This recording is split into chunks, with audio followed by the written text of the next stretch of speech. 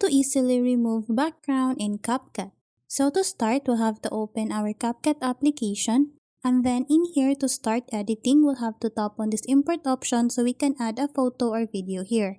So as an example, I'm gonna select this one, and then after that, tap on this open option, and as you can see, the photo or video is automatically added here. So to start editing, we'll have to tap on this plus sign. After that, it will be automatically added here. So what we need to do now to remove the background is to select on this one, and then in here you have to make sure that you have selected on the video option.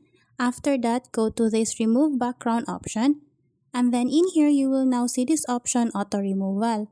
All we need to do is to tap on this one, and as you can see, it automatically removed the background on this photo or video. So that's how easy you can remove background in CapCut.